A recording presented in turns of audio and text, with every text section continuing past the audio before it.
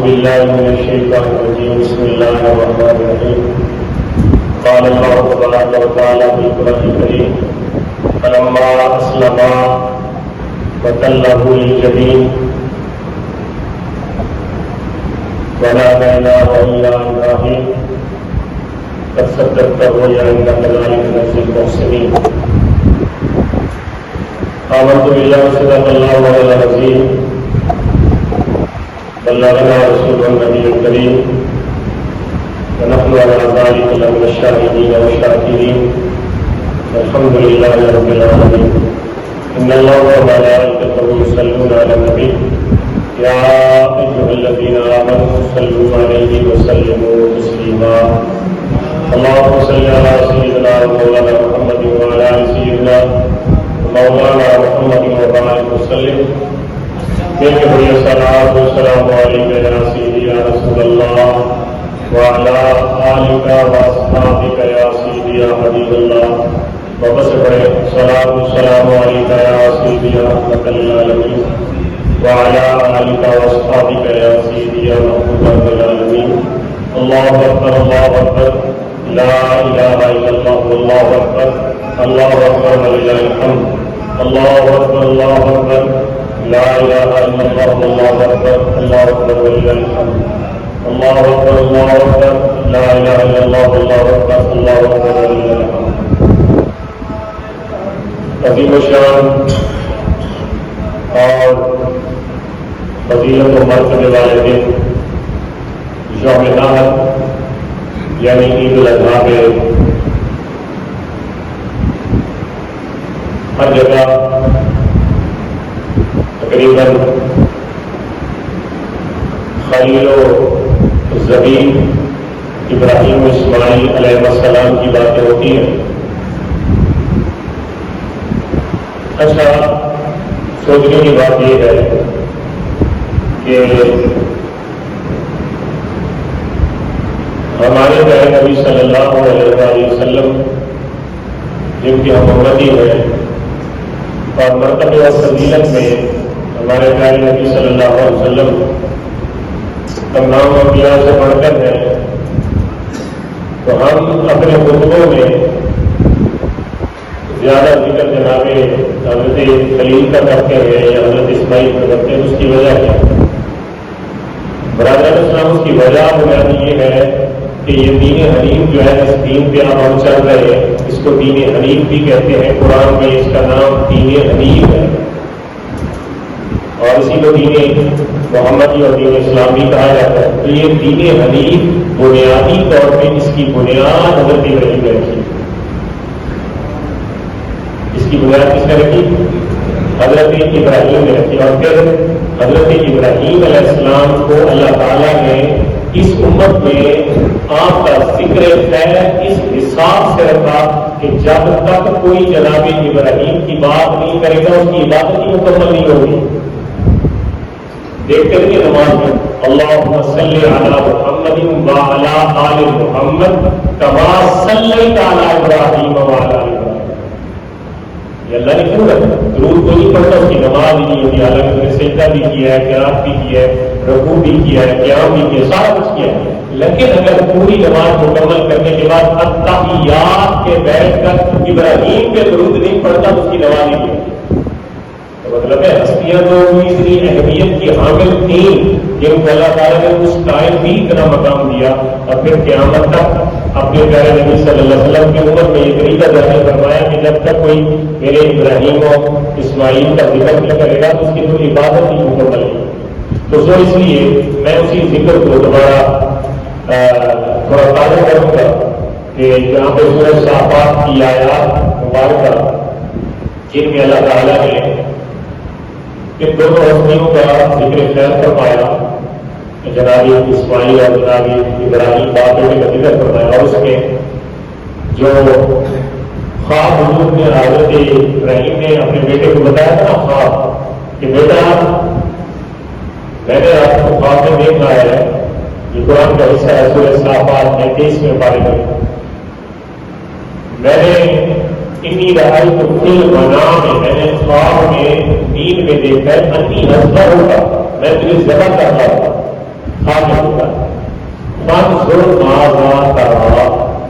تو بس مجھے بتائیے کہ کیا کیا خیال ہے تیرا، کیا خیال ہے؟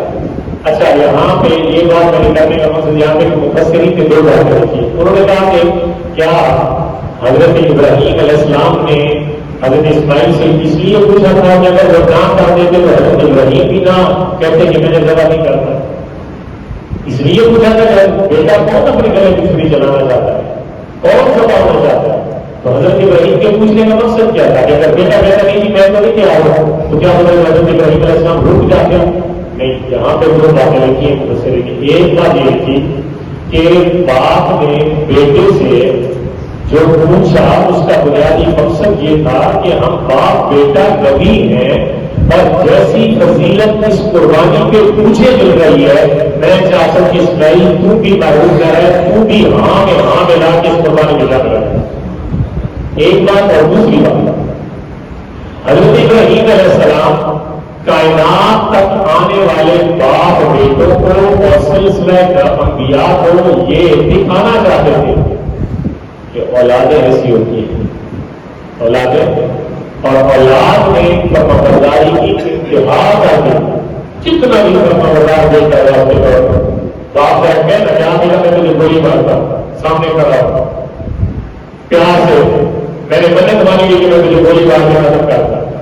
بیٹا ہے باپ کے سامنے کہہ گا کہ بابا جب تو مجھے بات. لیکن یہ مثال بیٹے نے باپ کے سامنے پیش کی کہ باپ نے کہا کہ میں تجھے ذبح کرنا ہے تو بیٹے نے یہ نہیں کہا کہ میں نہیں ذبح نہیں ہونا چاہتا. بیٹے نے کہا یا آبا کے اس الماں کو جلدی کرو جو تمہیں حکم ہے اس پہ حکم پہ اللہ کے حکم پہ اپنی عمل کرو. کہیں ایسا نہ ہو کہ ایک لمحہ ہو ایک گھڑی بنا کر بھی تجھے دیا ہو.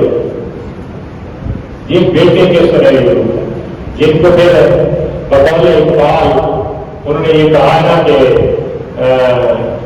یہ فیضان نظر تھا یا کہ مقصد کی کرامت تھی سکھائے کس نے اسماعیل کو آدھے فرزند دی.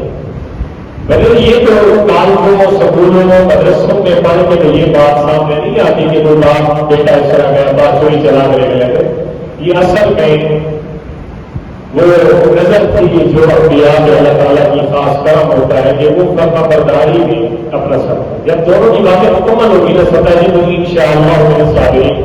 حضرت ابراہیم کو حضرت اسماعیل کہہ رہے ہیں کہ آپ چھری چلاؤ بس باقی دیکھیں کہ انشاءاللہ اللہ مجھے صبر ہوگا.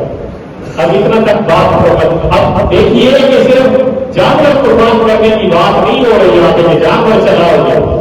یہاں پہ پہلے دیکھو کہ چل کیا ہے بات کیا ہو رہی ہے. جانور قربان کرنا کوئی فرضی کا کام تھا جو بات پہ میں آپ کو بتاتا ہوں جس پہ آپ نے فوکس کر لیا ہے کہ بس جانور قربان کرنا ہی قربانی کا نام ہے. یہ فوکس ہے ہمارا نام. جانور قربان کرنا اس کے گلے پہ چھری چلانا ہی ہمارا کام ہے. یہ فوکس ہم نے کر لیا حالانکہ یہ فوکس نہیں تھا. فوکس اور بات تھی کیا تھی کہ یہ فلما اسلما وتلہ للجبین جب باپ بیٹے کی بات ہوئی نا مکمل دونوں نے اسلما اسلام سے مطلب ہے کہ دونوں نے سر تسلیم خام کر لیا اپنے رب کے ساتھ. فلما اسلما وتلہ للجبین جب دونوں نے باپ بھی راضی بیٹا بھی راضی بیٹی کے اللہ کی بارگاہ میں قربان دے. یہ موقع کہاں پہ مینا کا موقع مینا کا میدان ہے. دونوں جب رضامند ہو گئے اللہ کے آج پہ عمل کرنے کے لیے بدتنیاں ہوئے جبھی آپ آئی چھری چلانے کی باری اور لٹانے کی باری. تو حضرت ابراہیم علیہ السلام دیکھیں اللہ تعالیٰ کو یہ واقعہ یہ قربانی یہ ایثار اور یہ حضرت ابراہیم کا عمل اتنا پسند آیا کہ اللہ تعالیٰ نے اس باپ بیٹے کی کہانی کو سٹوری کو بہت قرآن میں نقل کیا. جبین کا مقصد ہے کہ جب ذبح کرنے لگے نا حضرت اسماعیل کو تو حضرت اسماعیل کو منہ اوپر کر کے نہیں لٹایا جاتا. جانور کی گردن اوپر کر کے ہم لٹاتے ہوئے چلاتے. وَتَلَّهُ الْجَبِينَ یہ ماتھے کے بعد حضرت اسماعیل کو لٹایا ہے یعنی منہ نیچے کیا گیا. اور وہ بھی ڈیمانڈ جناب اسماعیل علیہ السلام کی بیٹے کی ڈیمانڈ ہے. جب چھری اینٹ نہیں چلانی چاہیے جانور کو گردن اوپر کر کے چھری چلاتے ہو اینٹ نہیں چلانی بلکہ اینٹ چلاؤ کہ منہ میرا کر لے. ریزن کیا ہے وجہ کیا ہے؟ وجہ یہ ہے کہ آپ باپ میں بیٹا ہوں بڑھاپے میں مجھے اللہ تعالیٰ نے خوشخبری کے طور پہ آپ کو دیا، اب میں جوان کو اور آپ کی چھری کی نیچوں، کہیں ایسا نہ ہو کہ باپ کی نظر بیٹے کے چہرے پر پڑے اور باپ تھوڑا اپنے اللہ کے حکم سے تھوڑا دیر ہو جائے کہ میں بیٹے کو جمع کر رہا ہوں، اتنی دیر مجھے بیٹے کو قبول نہیں ہے، میرا چہرہ نیچے کر لے تاکہ آپ کو نہ میرا چہرہ نظر آئے اور نہ ہی آپ اللہ کے حکم پہ تھوڑی دیر آپ کی ہو جائے۔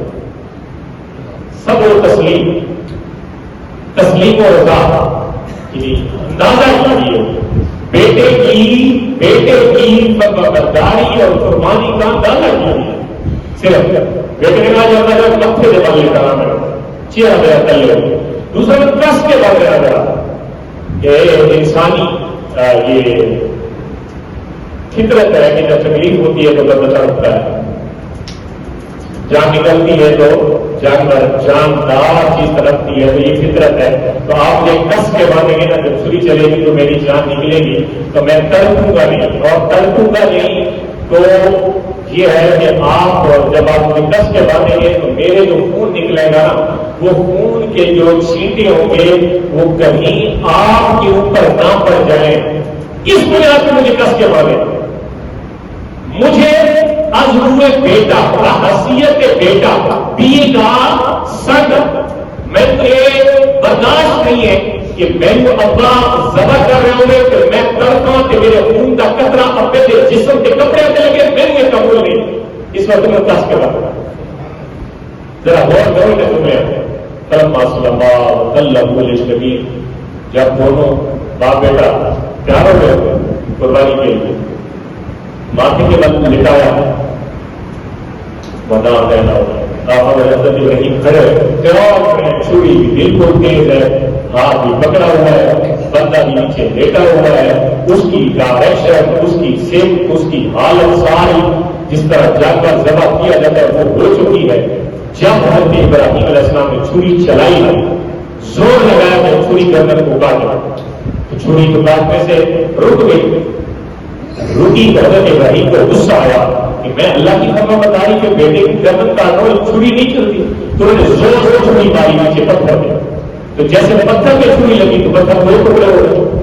حیران ہوئے، انہوں نے کہا کہ یہ چھری گردن پہ نہیں چلتی اور پتھر کے دو ٹکڑے کر دیے۔ اب یہاں پہ ایک بات لکھتے ہیں شاہین کو، کہتے ہیں کہ اس وقت چھری کو اللہ تعالیٰ نے زبان دی، چھری کو ظاہر جس چیز کو اللہ بلانا چاہے دینا چاہے نا وہ بولتے، چھری کو زبان دی، چھری نے کیا بولا، الخلیل یعونی بالکف والجلیل یرحانی، ابراہیم تم مجھ پہ غصہ کیوں ہوتا ہے، مجھ پہ غصہ کیوں نکالتا ہے؟ وہ جو جلیل ہے نا وہ مجھے روکتا ہے کہ نہیں کاٹنا، اور خلیل مجھے حکم دیتا ہے کہ کاٹنا۔ اب میں کس کی مان ظاہر میں نے تو جلیل کی مانی ہے نا، خلیل سے اوپر ہے جلیل مجھے کہتا ہے خبردار میرا بندہ ہے، خبردار میرا بندہ۔ اب یہی بات اسی کو لے گئے اللہ یاد رکھا، رب کہتا ہے، رب کو جلیل کہتا ہے، جلیل اللہ کی صفت ہے، جلیل کہتا ہے چھری کو نہیں کاٹنا اور خلیل کہتا ہے کاٹو۔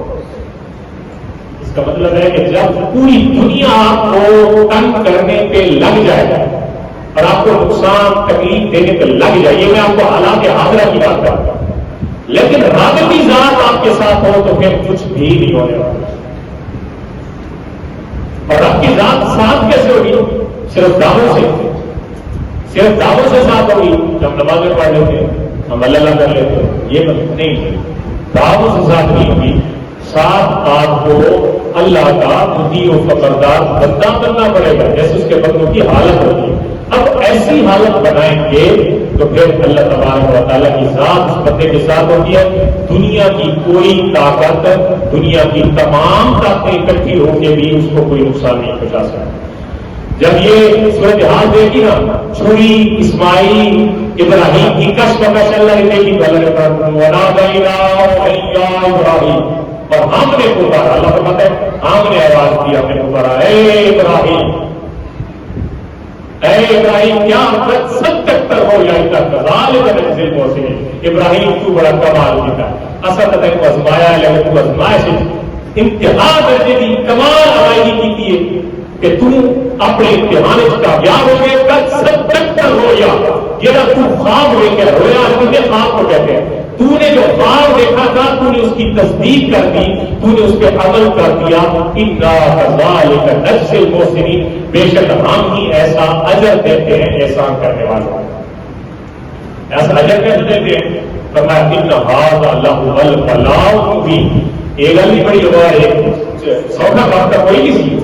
بچے کو قربان کرنا تو کی گردن کی چھری چلانی سوکھا کام سی نہیں. اللہ نے خود فرمایا ان ھذا لہو البلاء المبین. ہاں یہ سن لو کہ یہ بہت بڑی آزمائش تھی، چھوٹی موٹی آزمائش نہیں تھی، بہت بڑی آزمائش تھی. اللہ فرماتا ہے ان ھذا لہو البلاء المبین.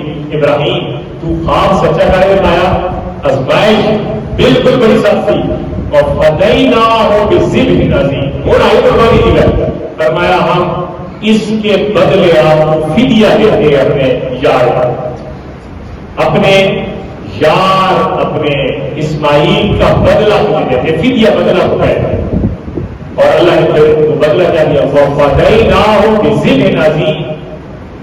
ہم نے بدلہ دیا وترکنا علیہ فی الآخرین، اور پھر اسی بدلے کو آخری لوگوں تک ہم نے جاری فرما دیا کہ یہ لوگ اس پہ سلام علی ابراہیم، اللہ کی سلامتی ہو جناب ابراہیم. یہ تقریباً کوئی 20-22 آیات یا اس طرح کا بہت یہ آیات کی تعداد ہے سورہ صافات 12 نمبر 23 میں، جہاں میں یہ پورا واقعہ اللہ نے بیان کیا. اس میں میں 2 باتیں صرف کروں گا، اپنی بات کو ختم کرتا ہوں. ایک بات یہ ہے کہ یہاں پہ پہلے باپ بیٹا کی جو اللہ کی رضا تھی نا اس پہ گفتگو ہوئی. باپ نے بیٹے کو بتائی اور بیٹے نے آگے جواب دیا. یہ اللہ کی رضا کے متعلق گفتگو تھی. اور جو دوسرا پیراگراف وہ تھا کہ اللہ نے اپنے بندے کو بچا کے اس کا بدلہ فدیہ کے طور پر مینڈے کو نازل کیا جنت سے. یہ دوسری گفتگو. اب ہم نے مسلمانوں نے کیا کیا کہ ہم نے یہ پہلے کو چھوڑا جہاں پہ رضا کی بات کی اللہ کی، اس کو چھوڑ دیا، بالکل ہی چھوڑ دیا. دوسرا پہلا جو بھارت فرمیلٹی جس کو کہے اس کو پکڑ لیا. دوسرا پہلا تھا جانور قربان کرنا ہے، ہم نے بدلا دیا اسماعیل کا، اس کو ہم نے فوکس کر لیا کہ بس یہی کام کرنا ہے. اس سے پہلے کا پہلا ہے کہ اللہ کی رضا حاصل کرنی ہے، وہ ختم. اب یہ میرا پیغام ہے، بس یہ میرا آخری پیغام ہے کہ جو رضا ہے نا، رضا وہ مقدم ہے قربانی کا جانور مؤخر ہے. پہلے رضا الہی کی بات ہو پھر جانور ذبح کیا جائے.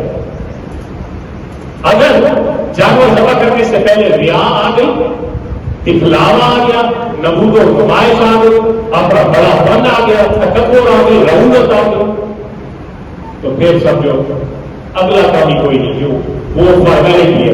وہ میں نے آپ کو پہلے بتایا کہ نہیں جگہ اللہ لہم ولا دماء ولا ینال التقوی. سورۃ الحج میں اللہ فرماتا ہے مجھے تو پورا گوشت کی ضرورت ہی نہیں. یہ گوشت ہم کھانے کے لیے کرتے ہیں نا، فلاں جانور ذبح کریں اس کا گوشت مزدار ہوتا ہے. یہ تو تمہیں ضرورت ہے. اللہ فرماتا ہے نہیں ینال اللہ لہم ولا دماء، نہ خون کی ضرورت نہ گوشت کی ضرورت، بلکہ ینال التقوی. اللہ کو تو چاہیے تمہارے دل کا تقویٰ چاہیے. بس تقوی کی بنیاد پہ جو جانور ذبح کیا جائے گا اس کا اجر ہی بڑا ہوگا اور وہ بارگاہ الہی میں مقبول بھی ہوگا. اللہ تعالیٰ ہم سب کو جناب ابراہیم و خلیل کے اس عظیم مشن پہ ہمیشہ کاربند رکھے. اور اللہ تعالیٰ ہم سب کی جو نیکیاں ہم نے کوشش کی ہے اس پہ اللہ تعالیٰ ہم سب کو عمل کی توفیق عطا فرمائے. یہاں تک تو میرے جو موضوع کے ریلیٹڈ باتیں تھیں وہ میں نے کر دی ہیں. اور دن کی مناسبت سے بھی یوم نحر 10 ذی الحجہ کے دن کو کہتے ہیں، اور 10 ذی الحجہ کے دن کی یوم نحر کی جو فضیلت ہے وہ یہ ہے کہ اللہ کے پیارے محبوب صلی اللہ علیہ وسلم نے ارشاد فرمایا کہ ماں عامل آدم احب الی اللہ من یوم النحر من احرام الدم. یعنی 10 ذی الحجہ میں جتنے عمل کیے جاتے ہیں، جتنے عمل عبادات میں سے اللہ کو ان عملوں میں جو سب سے زیادہ پسند عمل ہے اس کی رضا کی خاطر جانور کا خون نکالا جائے. اس کی رضا کی کیوں؟ یہ جانور قیامت کے دن فرمایا یہ یاتی یوم القیامت میں اشعارہا و اضلافہا و قرونہا، بالوں، سینگوں، پاؤں سمیت یہ تیری قبر کے سرانے کے پاس کھڑا ہوگا اور کہے گا چل سوار اور میں تجھے میدان میں پہنچا. اس لیے سب انتہایا بتایا قیامت اپنی قربانیوں کو صحیح موٹا تازی جانور کی قربانی کیا کرو، اچھے جانوروں کی قربانی کیا کرو، کیونکہ یہ تمہاری سواریاں بنیں گی قیامت میں۔ اللہ تعالیٰ ہم سب کو عمل کی توفیق عطا فرمائے۔